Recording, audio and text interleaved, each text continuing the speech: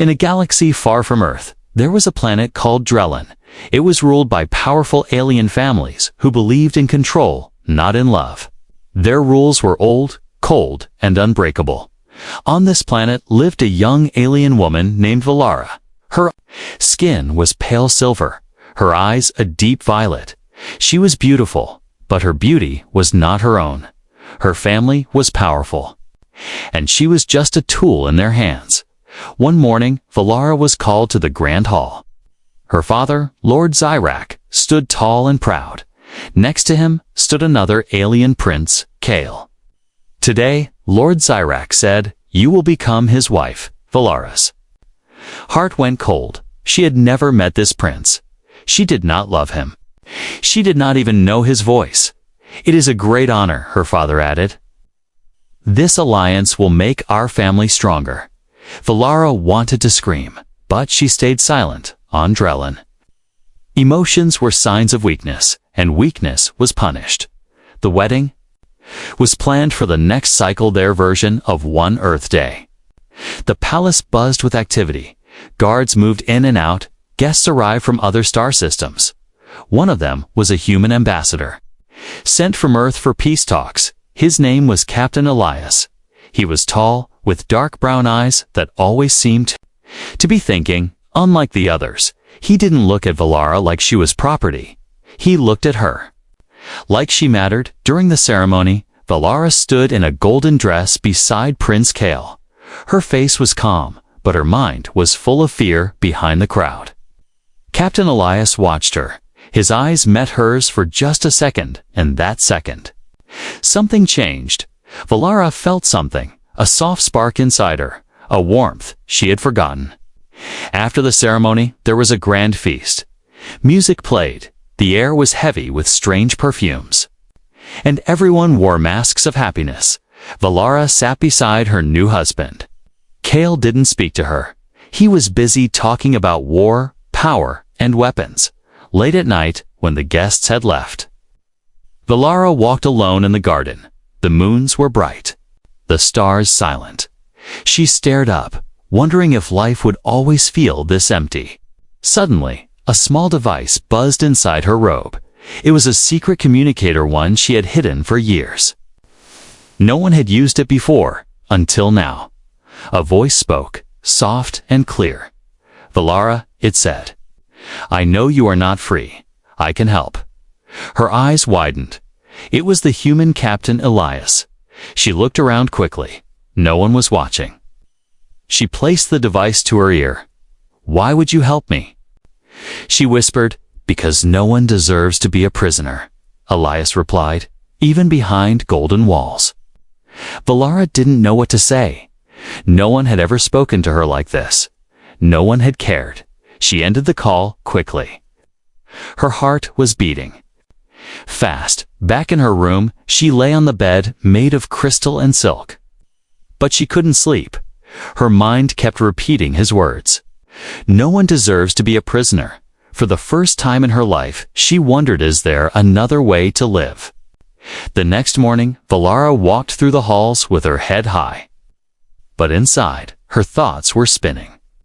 She didn't trust the human, but something in his voice had felt real.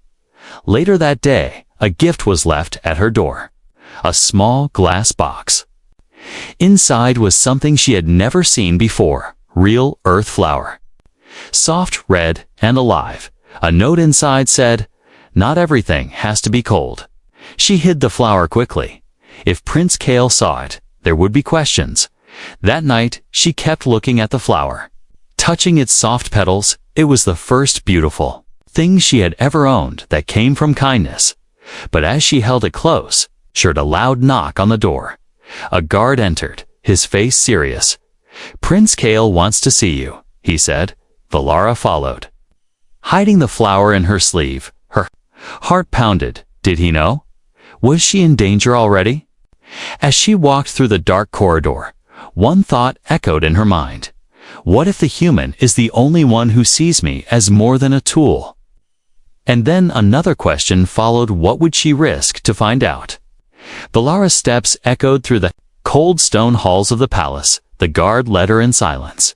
Deeper and deeper into the tower, something felt wrong. The way the guard walked too fast, the way he avoided her eyes, it made her nervous. She clutched the small earth flower hidden. In her sleeve, the petals were warm, fragile, alive. She could still smell it, soft and sweet. Finally, they stopped at a dark chamber inside. Prince Kale stood beside a glowing orb of firelight. His face was calm, but his eyes were sharp. "I hear you received a gift," Kale said. Slowly, Valara froze. "A gift?" she asked, trying to sound confused. "A flower," Kale said, his voice cold now from the human ambassador. She looked down. I don't know what you mean." Kale stepped closer. "Don't lie to me," he hissed. "You are my wife now. You belong to me." Those words made something inside her twist. You belong to me. Like she was a thing, not a person. But she said nothing. She simply bowed her head. Kale looked at her for a long time, then turned away. "You will not speak to the human again," he said. "You are forbidden." Valara walked back to her room, heart pounding. The flower was now hidden behind a wallstone, safe for now. But danger had grown. Someone had seen the gift that night. When the moons were high, the communicator buzzed again. Valara stared at it, afraid to answer, but her fingers moved on their own. She needed to hear his voice. "Are you all right?" Elias whispered. "They know," she said. They saw the flower. There was silence. Then his voice returned, stronger. "You don't deserve this, Valara. You're not a prisoner. Not anymore. I can get you out." Valara's hands trembled. "Why are you doing this?" she asked. "You don't even know me," Elias replied. "I don't need to know your past to see your pain. I saw it the moment you looked at me." Valara looked up at the stars outside her window. Her world was quiet, but her heart was loud. No one had ever spoken to her like this. Not her father, not Kale, not anyone. She felt something inside, a small light. "A spark still," she whispered. "Even if I want to leave, there's nowhere to go." "Yes, there is," Elias replied. "There's a ship hidden in the eastern docks. I can take you off this planet. But you have to choose." Valara was silent. The offer was freedom, but also danger. If she was caught, she would be punished. Maybe worse. But if she stayed, her heart would die slowly, day by day. Then Elias said something that shook her soul. "You are not weak, Valara. You are just waiting."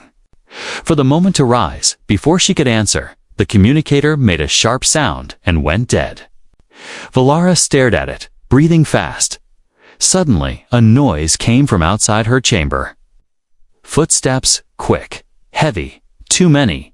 She rushed to the wall, hid the communicator behind the stone, and returned to sit on the bed, calm as she could pretend to be. The door opened and 2 guards entered. "You are to remain in your room," one said. "By order of Prince Kale." She nodded, showing no fear, but inside her thoughts were racing. They suspected her.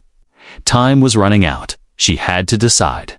Soon, stay and lose her soul forever, or escape and find out who she really was. And deep inside, a part of her already knew the answer. She looked at the stone wall hiding the flower and the communicator, and whispered to herself, "But maybe the human is right. Maybe this is my moment."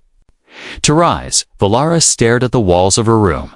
Cold, smooth, silent. They were made of crystal, but to her, they felt like iron. No one had said anything since the guards came. No new orders, no food, no voice, just silence. Even the stars outside her window looked farther than before. She sat on the bed without moving. But her mind was louder than ever.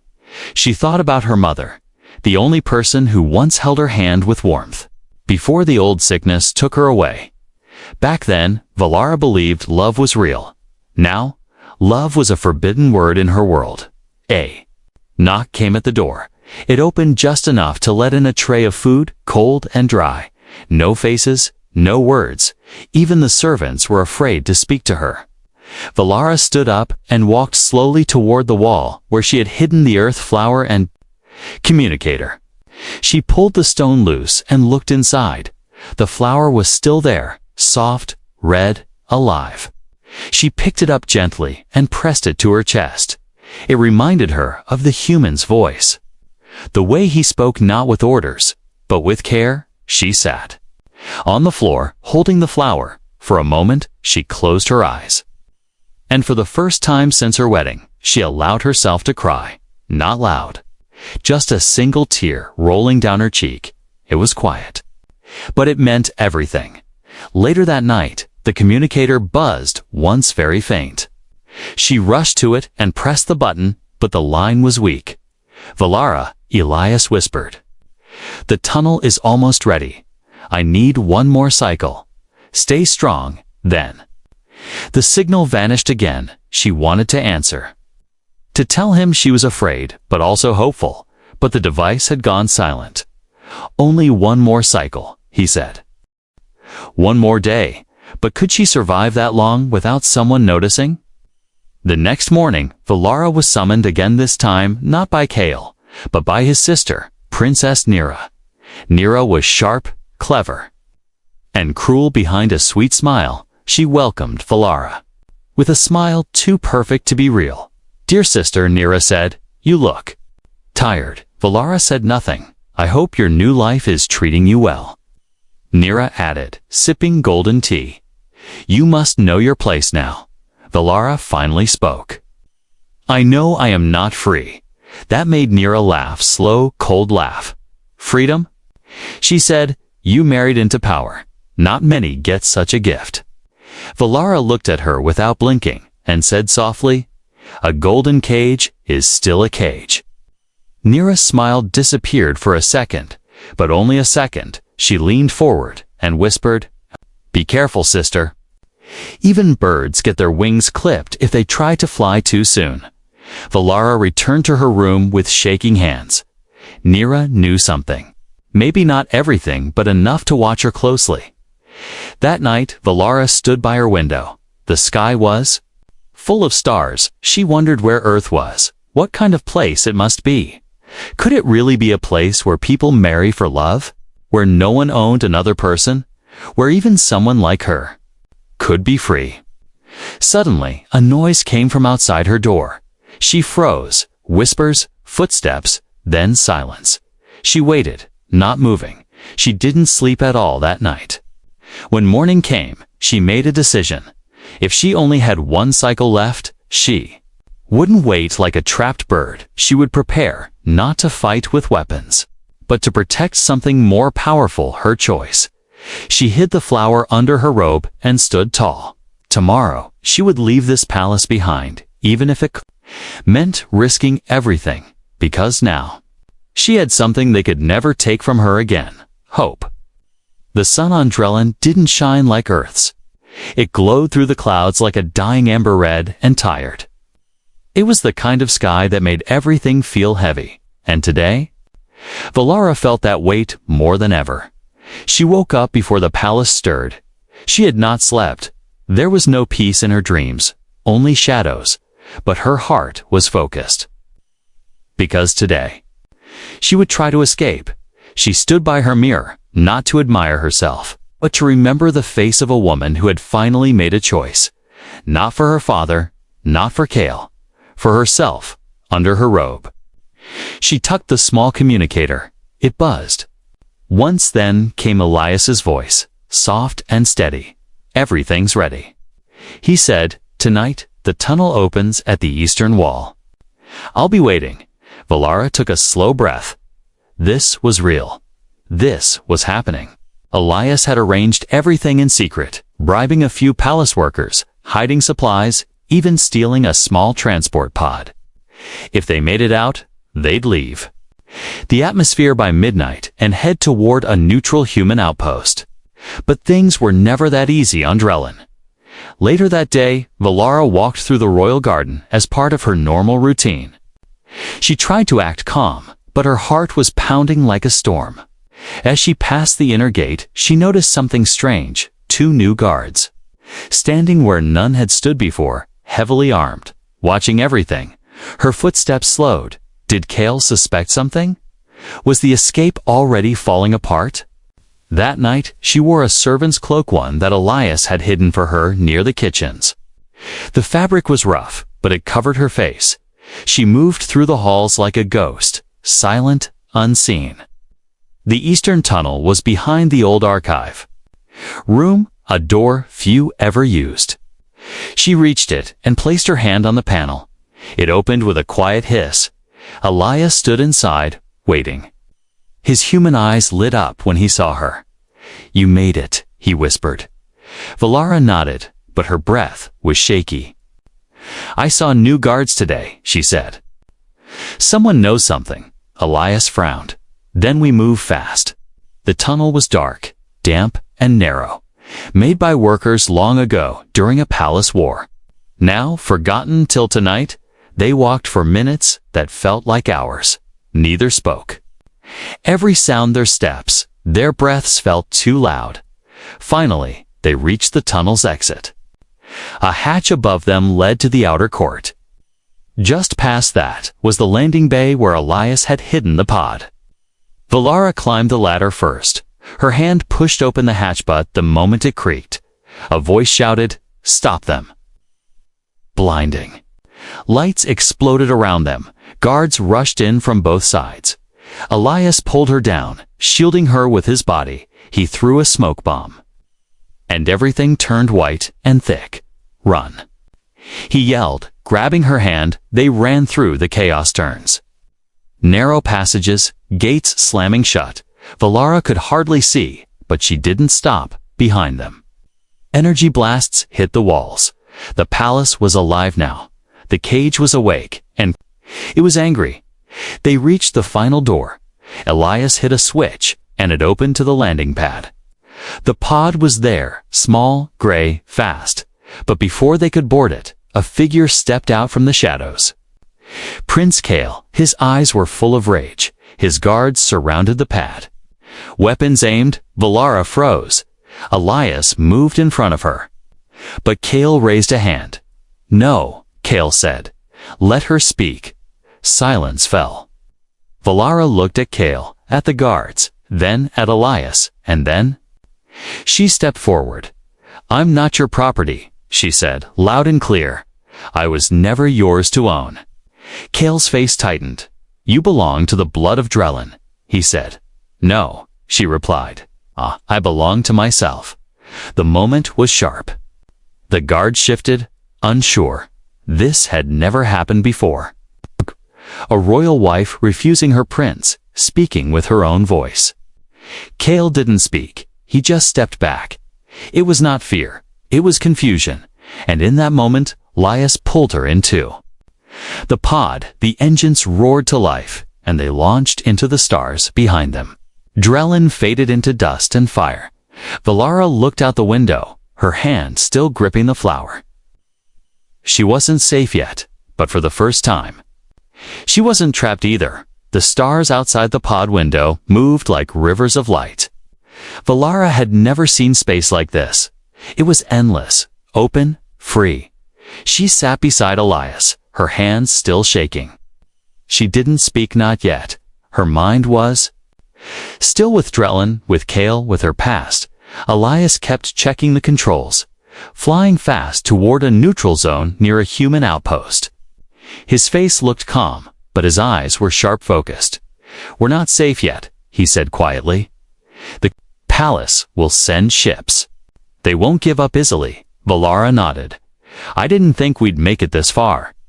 She whispered, "Neither did I," he said with a small smile. "But here we are, for a short moment." Silence felt peaceful, but peace doesn't last long in space. Suddenly, the warning lights blinked red. An alarm rang through the pod, sharp and loud. "Multiple ships approaching," Elias said, scanning the screen. Valara looked over his shoulder. "3 Drellin warships, coming fast. They're locking onto us," Elias said, moving his hands quickly over the controls. I can't outrun them in this pod. Can we land somewhere? She asked. There's a moon nearby, he said. No cities, but breathable air. If we hide in the caves, we might survive. The pod shook as enemy fire lit up behind them. Elias turned hard, dodging a blast that nearly tore the wing off. Valara held on tight as gravity pulled them toward the moon. The landing was rough metal scraped, alarms screamed. The pod spun once before crashing into soft rock. Then silence. Valara coughed, but she was alive. Elias pulled her from the wreckage. Smoke rose behind them. We have minutes, he said. Before they find us, they ran, climbing over sharp rocks into the dark mouth of a cave. Inside, the air was cool and dry. They moved deep inside, using only a small light far in the cave. They stopped to breathe. Valara sat against the wall, heart pounding. Why do they want me so badly? She asked. I'm not a soldier, not. A leader? Elias looked at her. No, he said, but you're something more dangerous to them. What's that? She asked. You're a symbol, Elias said. You broke the rules. You made a choice. You said no to power. That kind of truth scares them. Valara looked down, thinking. Then they'll keep coming? Yes, he said, but they won't. Stop us, she smiled, just a little. But in the shadows behind them, something moved. A soft sound barely there, but Elias turned quickly. He raised his weapon and stepped forward, and out of the dark came Princess Nira. Valara gasped. How? Did you? Nira raised her hands, smiling. I followed the signal. She said, You really think you're clever, sister? Elias stepped in front of Valara. She's not going back, he said. Nira laughed softly. I didn't come to take her back, she said. I came to trade. Valara stood up slowly. What do you mean? I made a deal, Nira said. With the Human Council, if I bring them the traitor who helped you escape. I get power in return. Valara's eyes widened. You would betray your own blood. Nira smiled coldly. There is no such thing as family and power. Then, from behind Nira, armed human soldiers appeared. They were not from Elias's crew. They wore black suits, silent, deadly. One of them said, Step away from the girl. Captain Elias, you're under arrest for illegal extraction. Valara felt the world spin. Her only safe person now in chains. No, she shouted, standing in front of Elias. You don't understand. He saved me. But the soldiers didn't care. Their orders were clear. Elias raised his hands. It's all right, he said to her. I knew this could happen. Valara's voice cracked. No, don't let them take you. I won't go back without you. The soldier looked at her and said coldly, You're not going back either. You're a witness now. Princess Nira smirked. 2 lives traded for her future. But as the soldiers moved to take them both, a voice came through the comms. Stand down. Command override. Code red 7-1. Everyone froze. Then another human ship landed outside. And out stepped a new figure. Commander Rylan, leader of a rebel human fleet that worked outside the council. He looked at Valara. We've been watching. We know the truth. He turned to Elias. You're coming with us. Both of you. Nira's face fell. Her plan had failed, her power gone. Valara reached for Elias's hand. This time, she was the one protecting him. Together. They stepped into the light of the new ship. But one thing was clear. This wasn't the end. It was just the start of a bigger fight. A fight for freedom not just for her, but for others like her. And this time, she wouldn't run. The stars had changed again. Valara sat by the window of the rebel ship, staring into the quiet darkness. She didn't know the name of the planet they were headed to.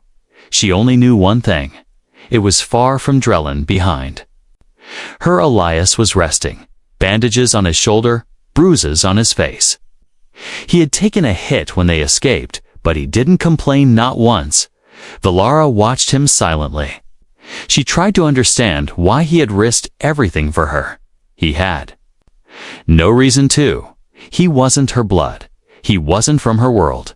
He owed her nothing, and still. He stood beside her when no one else did.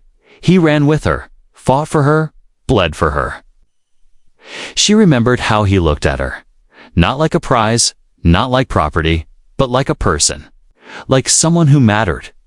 That night, as the ship floated quietly through space, Valara walked to the medical bay. Elias sat up when he saw her.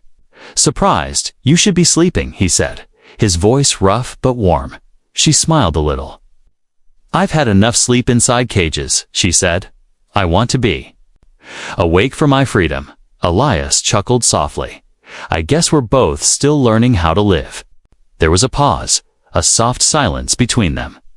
Not empty, just full of something neither of them could name yet. Then Valara sat beside him, her fingers brushing the edge of the bandage. "I never asked you," she said.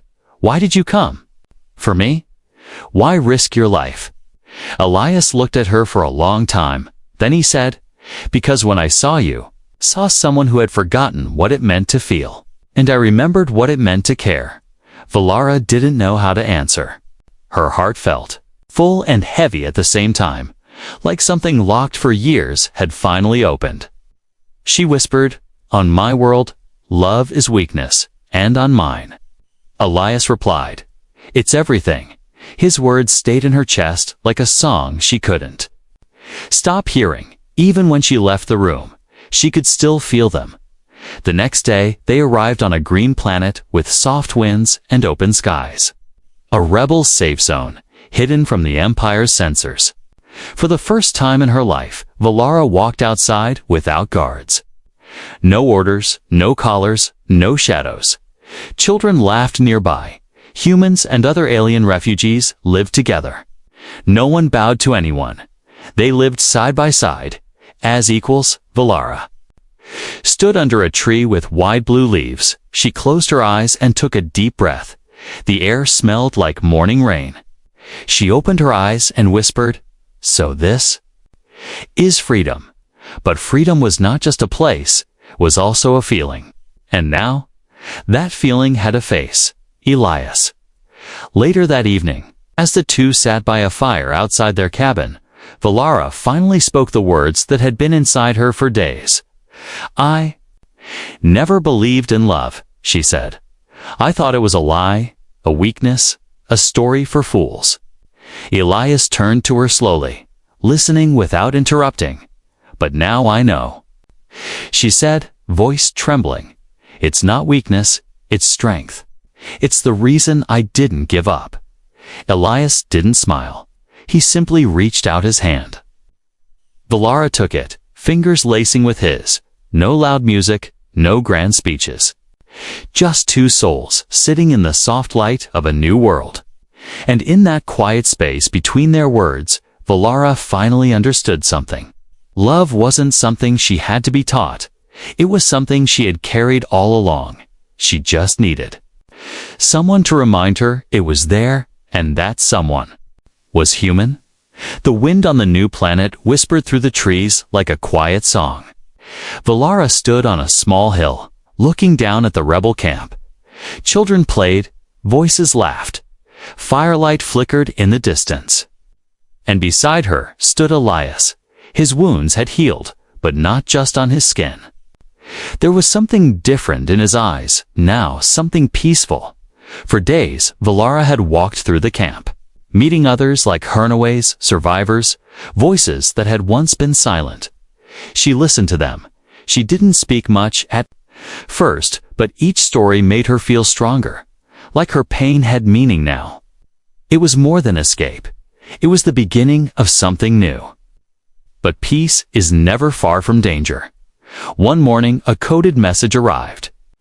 Drellin was preparing to expand its rule, targeting other planets with the same cold laws. And worse, Prince Kale had survived. He now called Valara a traitor. He offered a reward for her return. Dead or alive, the rebels asked her if she wanted to hide, but Valara shook her head. "I won't run anymore," she said. "I'm not afraid of his name." And then she made a choice. She stood in front of the rebel leaders and said, "I want to speak." A message was recorded and sent across the stars. Broadcasted to those still trapped in silence, her voice echoed through space, strong and calm. "My name is Valara," she said. "I was born into power but never into freedom. I was sold, silenced, owned. But then I met a human who didn't treat me like a tool. He saw me, listened to me, believed I was more. And he was right. I am not just a wife, a daughter, or a name. I am someone who chose to feel instead of fear. If you hear my voice, know this. You are not alone. You are not weak for wanting more. That thing inside you, the one they tried to break, that's not weakness. That's your fire." The message spread to outer colonies, 2 secret ships, 2 hidden rooms where others like Valara were still waiting for someone to speak first. And something began to change, not quickly, but quietly. Like a spark, back at the camp, Elias watched Valara as she finished her speech. He didn't say a word. He didn't need to, because in her voice, he could already hear the future. Later that night, under the stars, Valara sat with him. She leaned her head on his shoulder and whispered, "Do you think love made me strong?" Elias smiled. "No," he said. "You were always strong. Love just reminded you." Valara closed her eyes, not because she was tired, but because she was finally safe, and somewhere in the galaxies beyond. A young girl sat in a quiet room, hiding a flower in her sleeve, listening to a message from someone named Valara. And for the first time, she believed she might be more than what they told her. Because now, hope had a voice, and love had started a revolution.